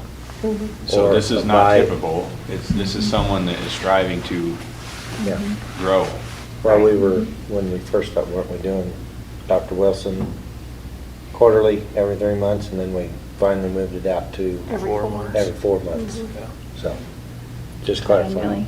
And I Yeah, don't- and it's either way. Last month, you guys had said, and Paul had asked me to put it on the board business document, October, February, and June is what you guys Okay. Thank you. So still Yeah. triannually? suggested last month. Okay, so try and I'm fine with that. Yep. Yeah. Well, I think it's part of the theory there, right? It's the same reason that we got away from state testing, right? Because we couldn't get effective feedback in time to make positive change. And so I like it because then if there's something that, if the course needs corrected, we don't go a whole year before you receive that formal feedback. Yeah. And I think it's important to just go back to the idea that this super eval tool was a product of our retreat. And I mean, obviously, Mrs. Cody put a lot of time into building this into a tool also. But I think it's the skeleton of it, the basis of it is all based on what we came up with in the retreat. And those are areas that the board identified as areas of importance and what we'd like our superintendent to focus on. So I think the way it is very valuable in regards to the will of the board at this time. So is there a motion to approve? And we're not necessarily approving a schedule or anything, we're just approving this document as a tool for superintendent evaluation. So moved. I'll second. It's been moved and seconded to approve the superintendent eval tool. Any further debate? No further debate. Roll call, please. Mrs. Garrett? Aye. Mrs. Hanson? Mr. Miller? Aye. Mr. Mortensen? Aye. Mr. Catalini? Aye. Mr. Wincheimer? Mr. Chart? Aye. Motion passes. Next item of business, 9.8, Thompson Primary Playground Equipment.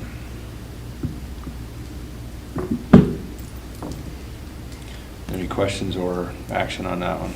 Are we replacing within a cycle here, or what are we? This is the slides. So the slides broke, like there were 3 slides that have now all 3 died. So this is replacing all 3 slides. Anything you want to add, Ms. Singley? I feel like I'm not They're that explaining it. hard plastic, and I think the sun just beats them up. So where they attach up at the top, when they go up the steps, where they attach and all the bolts and everything, it's brittle and they've just busted off.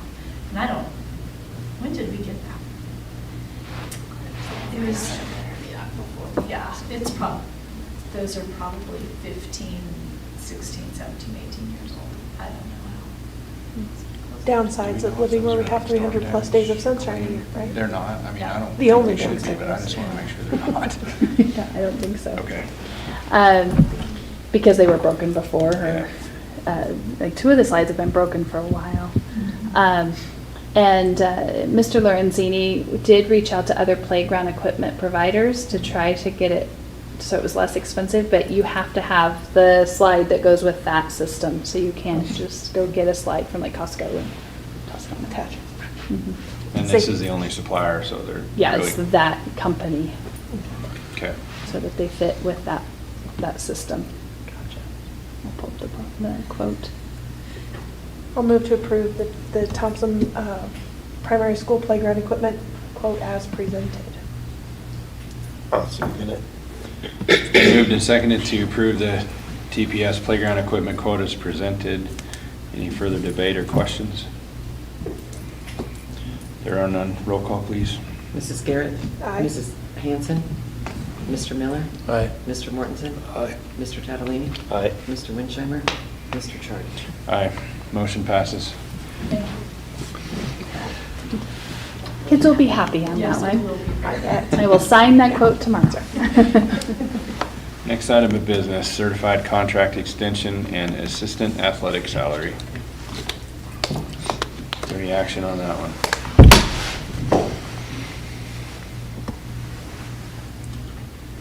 This is the extended contract for the SPED.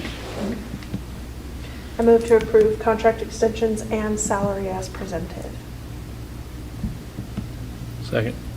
It's been moved and seconded to approve contract extensions and salary as presented. Any other debate or questions? There is none. Roll call, please. Mrs. Garrett? Aye. Mrs. Hanson? Mr. Miller? Aye. Mr. Mortensen? Aye. Mr. Catalini? Aye. Mr. Wincheimer? Mr. And Chart? 9.11 is now a 9. Aye. Okay. Aye. Motion passes. Say that again. 9.11 BG is actually down here now, Okay. just so you know. So we'll just strike 911? Mhm. Okay. Next item of business, 9.10, personnel. Is there a motion on that? Move to approve the personnel report. Second. It's been moved and seconded to approve the personnel report. Any debate? There is none. Roll call, please. Mrs. Garrett? Aye. Mrs. Hanson? Mr. Miller? Aye. Mr. Mortensen? Aye. Mr. Catalini? Aye. Mr. Wincheimer? Mr. Chart? Aye, motion passes. Next item of business would be 9.11, policy BG. Since we are looking at changes to that since the last reading, we're going to actually move that one into 9.12 as well. And so next item of business be 9.12, policy CCA, GBGG, GBE, BA, JJE, and BG. Need action to, I guess currently would be Second moved into reading second still. reading, yeah. So moved. Second. Good call, Sean. How was that? I'm like literally trying to see the other policy, I'm like, there's not all of them listed. Good job. Is there a second? I'll second. It's been moved and seconded to approve the previously mentioned board policies to second reading. Any debate or questions? There are none. Roll call, please. Mrs. Garrett? Mrs. Hanson? Mr. Miller? Aye. Mr. Mortensen? Aye. Mr. Catalini? Aye. Mr. Wincheimer? Mr. Chart? Aye. I was Motion gonna passes. ask you to read it again, Paul, but that's. I don't think I understood. Next item of business, information items. The next board meeting will be October 21st at 6 PM, and we'll be at Thompson Primary. Be fun.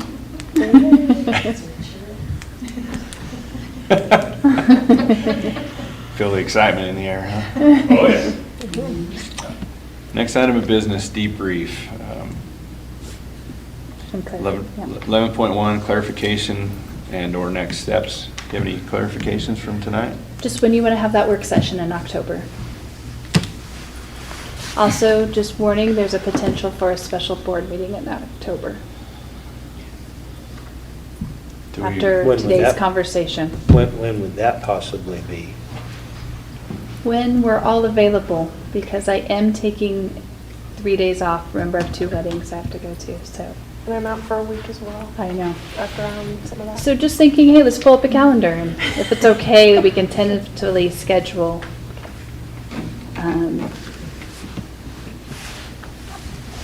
There's a possibility of needing to address an agreement at that time.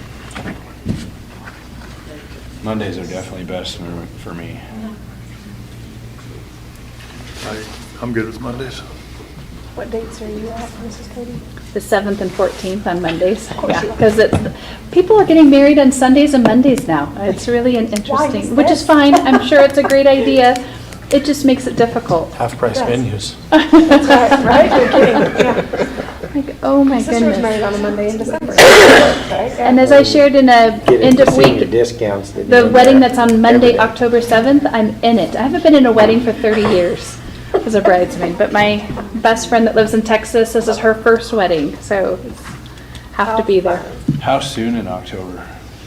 The work session is easy, so maybe we start with that. The special board meeting, I'll know more after this Friday's call.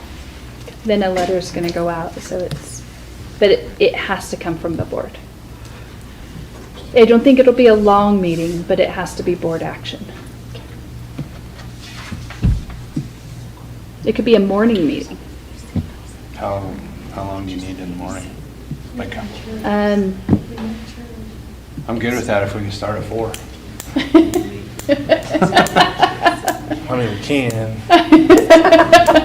Because my day starts at 4:30. What would, is there any day that doesn't start at 4:30? Not in October. Okay.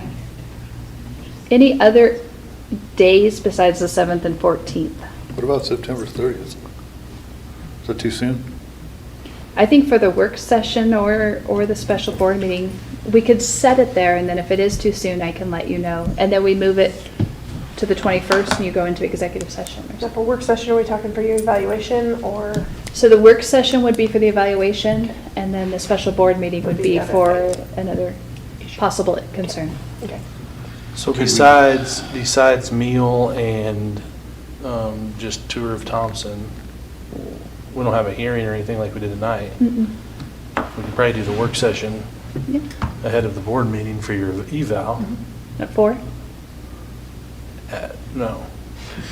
Maybe like, after yes, the meeting? No. I was thinking like 5:30, board meeting at 6. Okay. If you think that's enough time. Mm-hmm. We better start earlier at 5:30. I don't see half an hour being enough time. All right, that's, yeah. Or that You guys do what morning. you get, like, If you want to come in that that's the night morning. before my sale in October, so 5 o'clock's gonna be a stretch for me, to begin with. That morning would Or work for after the me. board meeting, and we make it a shorter board meeting. I can do that. We could do that. What if I we like that just better. plan that? Mhm. That'd be fine. Okay, board work session after the board meeting? Okay. On October 21st. We need nothing to happen this month, So it's just a really quiet, quick. Good luck with that. Spread the word, what y'all just. I'll do my let people best. know. Okay, No problems, all right. but also no promises. And then the special meeting, do we want to set that now, or do we need to hear from you? We could say September 30th if you want to, that night, if that's okay. I like that. Um, And if we don't need it, I'll cancel. Okay, Sounds good. I could do that morning also, if, I don't know if that makes any difference to anybody else, but. Does the morning work better or evening work better? for my next 4 weeks, mornings are jam-packed trying to get done stuff that I need to get done before I start training. Let's plan 6 o'clock then for the 30th. I think that sounds best. Just to be safe. Thank you for that. I knew it would be hard. October's tough. Ironically. Thank you. Okay, next item would be 11.2 debrief. Did any board member hear any information tonight that would require a review or revision of any other policy other than what we've discussed? Or any new policy? Anything that any board member would like to add to a future agenda?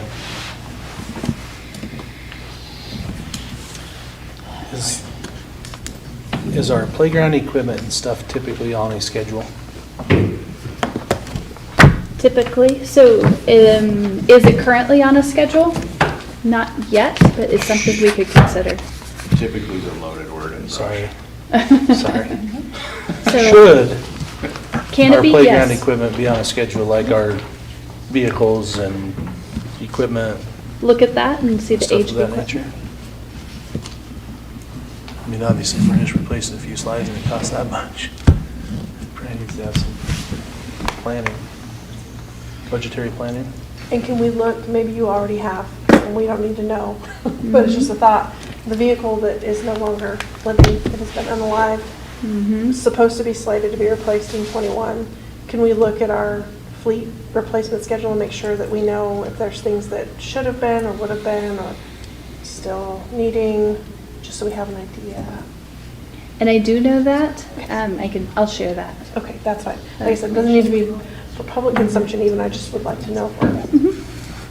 We have vehicles that need replaced. We just have to make some decisions, Yeah. and that's where the budget is. Just with the budget, there's not necessarily cuts, right? It's just we know where every penny is because we have to make some decisions with capital reserves. So Absolutely.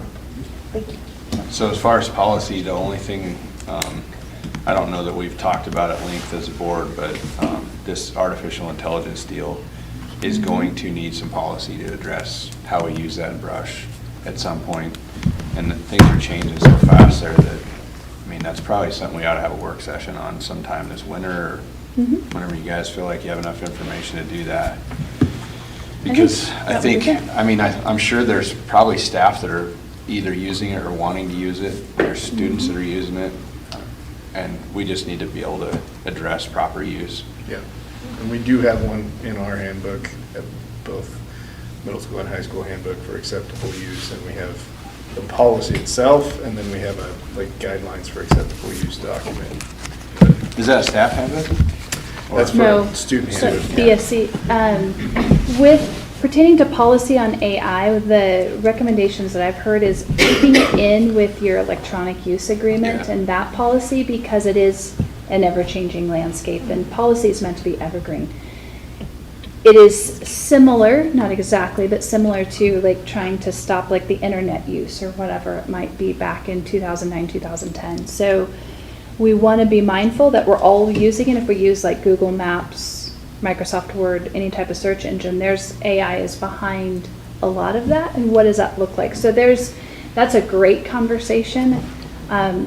If we want October's board meeting to be shorter, I don't know if that's the best one, but moving it to November. No, I just think it needs to be maybe something we add to the business. Absolutely. sheet, just I'm because happy it- to talk about that. We've chatted about it with Elevate II coming in. What is that? What does that look like? I can also provide a little bit of information in my end of week email too. It just, I also have some other things in the end of week that I left off this week because, I look at Sandy because I told her this, because I'm like, okay, after 20, whatever it is, I'm like, this is really long. Do we But I have can. tools for teachers to use, to employ, to run papers through and all of that fun stuff? Yes, and we have some general guidelines on how to combat that. We're actually getting a lot better at that already at our campus. There's kind of a twofold, making sure you can find papers that have, but also creating assignments and assessments for kids that AI can't do for them. Sure. And that is going to be more of our focus in our building. Perfect. More authentic assessment that is not something they can just plug their prompt in AI and let it run. Yeah. Now, do we have tools for teachers to make their lives easier? Yeah. We Yes. unveiled a little bit of those at PD last week, and some of that is really nice and really exciting. Yeah. And that's it, really, is knowing when to use AI and when not to use AI. That's a big piece, that there's a time for pencil and paper. Back in, in 2013, it seems like that was an era where people were starting to move to like no paper and everything digital. Maybe not here, but that was just a push. And now 10, 11 years later, it's like there's a time for using AI. Hey, I want to build a schedule or whatever it is. Okay, yeah, use it. Make sure you don't have any students or any personal identifiable information in there. And then if I want to assess students, I better not send some homework home that they're just going to, in 3 seconds, put that equation and it'll be solved. It's going to be pencil and paper. If I want them to write, I better give them pencil and paper and assess their writing. So just some And things. some other to tools consider. on that, so we have DraftBack is an extension that we have campus-wide at our campus, and so if they're assigning an assignment that somebody needs to write, that DraftBack keeps all the revisions of the student's work, so you can see when work's coming in big chunks on Got that it. Google Doc versus. when Copy work and is- pasted, 2 minutes later, copy and pasted Yeah. another 5 paragraphs. Yeah, Got and you. even then, it'll catch them. So I mean, if they're copy and pasting a bunch, that DraftBack will give the alert to teacher Yeah. of like, That's good. hey, this student copied. Yeah, it looks to you like they wrote it because it shows up in chunks, but this student copy and pasted 59 times in this paper. Sure. And it's like, okay, they didn't write anything. They copy and pasted the whole paper one sentence at a time. Yes. So do they get a better? Well, I'm so glad I'm not a student now these days. Here's the reality, though, is So you're, much trouble, no? look at job listings now. There's a lot of job listings that are mentioning experience using chat GPT now. Yeah. And so we need to be thinking about how we train Right. students to be prompt engineers also and actually utilizing it, because I know that, like, even in Chad's business in engineering, AI is going to be humongous in that career. For sure. There's a lot of careers. And in our world, some of the best radiology services now are an AI system you send your images to, and 30 seconds later they give you a diagnosis, and it's all AI. Medical records are a lot going to AI now. I mean, it's something our students need to be able to do and use. We just have to make sure that they are still critical thinkers and can distinguish between what's real and what's not, and what's biased and what's not, because there can be a lot of bias introduced by that too. Pretty scary. It is. It can be. I was very hesitant to start using machine learning at all, and I'm very much a fan. It makes me look very smart on a daily basis, and I like it. But A lot of the computers, the comp sci, you used to learn how to code, but now you have to learn how to use AI to Yes. code. Yeah, yeah. It's a great tool. No further business. Meeting adjourned. Thank you. Is that your repair bag?